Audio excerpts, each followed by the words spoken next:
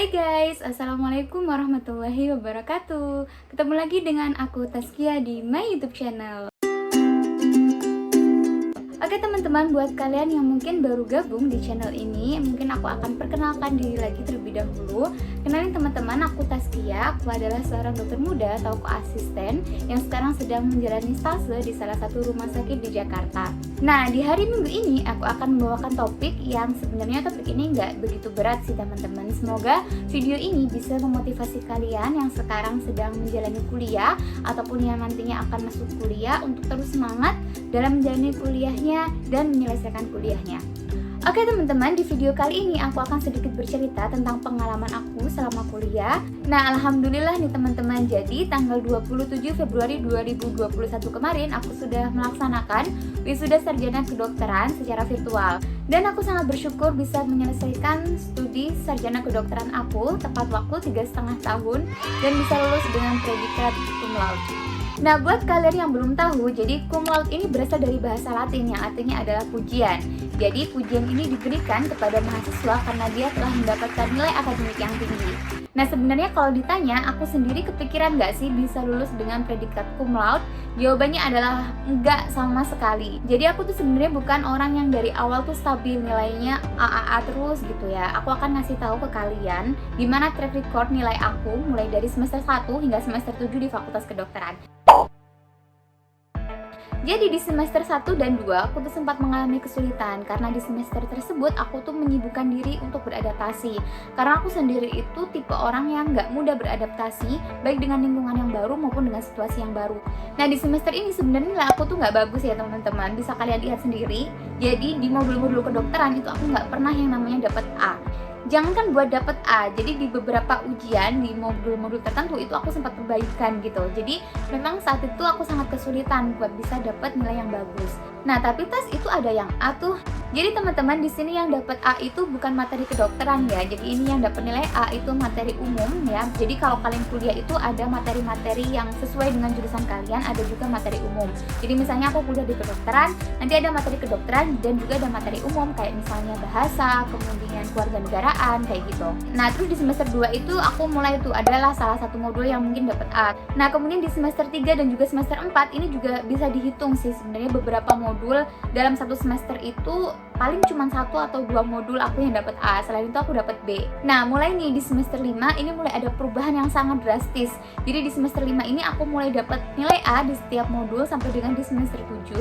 Nah, jadi setelah aku analisa kenapa aku ini mengalami peningkatan nilai ya di semester 5 itu karena aku merasa aku tuh sudah beradaptasi baik dengan lingkungan, situasi maupun dengan kegiatan yang ada di sana.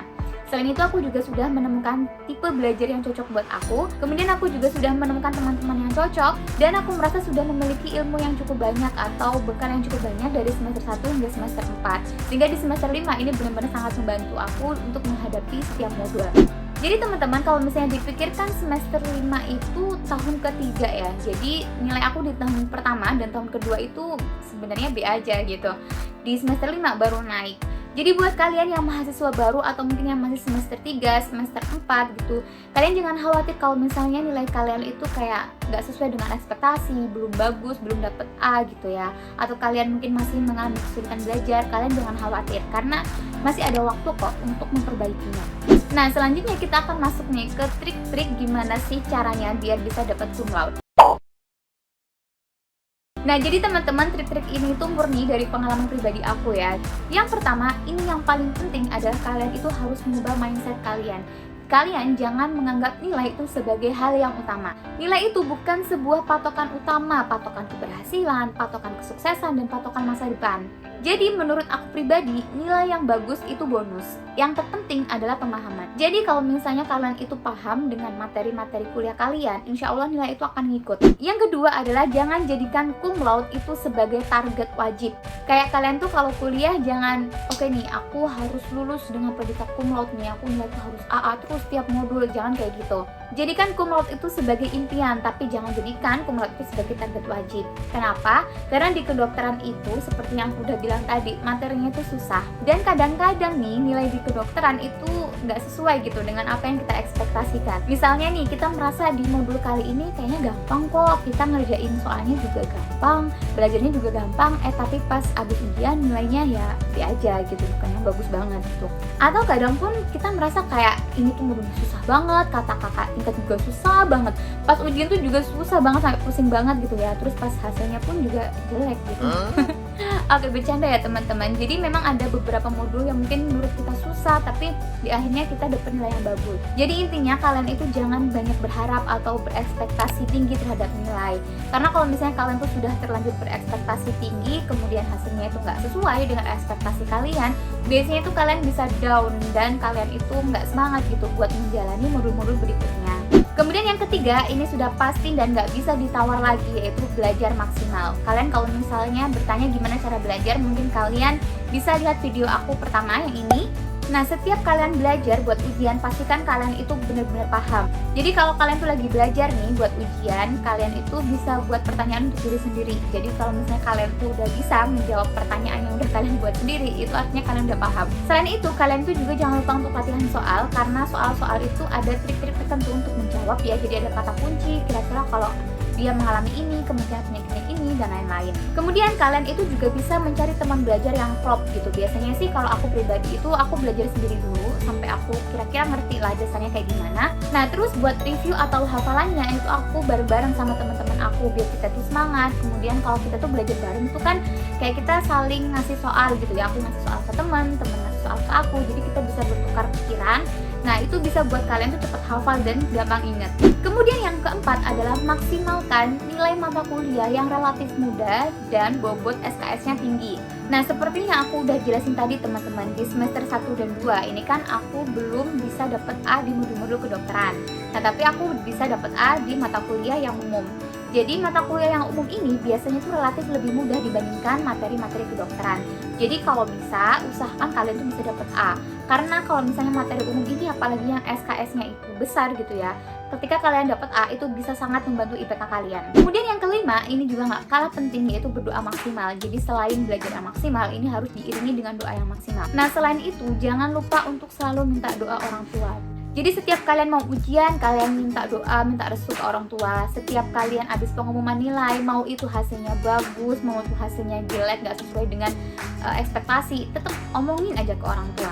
Mungkin kita kan takut ya kalau mau bilang ke orang tua, kalau misalnya kita dapat nilai yang jelek, nggak sesuai dengan ekspektasi, kita takut mengecewakan orang tua gitu kan. Tapi teman-teman, pastinya orang tua itu akan selalu memberikan support, kemudian memberikan doa kalau misalnya kita itu ada masalah dalam nilai. Ketika orang tua itu tahu kalau kita bermasalah dalam nilai, pasti mereka itu akan memberikan doa-doa yang mungkin dengan doa-doa tersebut kita itu akan tertolong gitu nilai-nilai kita ke depannya. Dan yang terakhir adalah bersyukur dengan nilai yang sudah didapatkan. Ya udah, syukuri aja, dapet B ya udah alhamdulillah, dapet A ya udah alhamdulillah, maupun dapet C harus perbaikan ya udah alhamdulillah, aku harus belajar lagi kayak gitu. Intinya ya udah positive thinking aja. Jangan jadikan beban, karena kalau kalian jadikan beban di modul-modul selanjutnya itu kalian bakal kayak takut, gelisah gitu ya. Kayak aku kemarin selalu dapet nilai yang jelek, itu kebawa gitu ke modul-modul selanjutnya, bisa menyebabkan kalian juga bisa dapet nilai yang jelek juga. Selalu apresiasi diri sendiri apapun itu hasilnya. Apresiasi karena aku sudah berusaha, aku sudah berjuang. Karena teman-teman, gak ada yang lebih paham seberapa keras kerja keras kalian, usaha kalian selain diri kalian sendiri. Kalian harus sering bilang ke diri sendiri, aku bangga deh sama aku cinta diriku sendiri, dan aku kagum sama diriku sendiri. Biar kalian itu lebih pede dan lebih bisa menerima apa yang kalian miliki, dan kedepannya itu bisa lebih baik lagi. Oke teman-teman, mungkin sekian tips-tips dari aku. Kalian bisa coba, ini bukan cuma buat teman-teman yang di kedokteran, di jurusan lain pun ini bisa dicoba. Kalian harus tetap semangat dalam kuliah, kalian tetap semangat dalam belajar. Ingat, nilai bukan patokan utama. Semoga video ini bermanfaat. Oke, kalau kalian suka dengan video ini, jangan lupa klik like, jangan lupa pencet tombol subscribe dan lonceng biar kalian tahu kalau aku upload video baru. Dan sampai jumpa di video aku berikutnya. Assalamualaikum warahmatullahi wabarakatuh.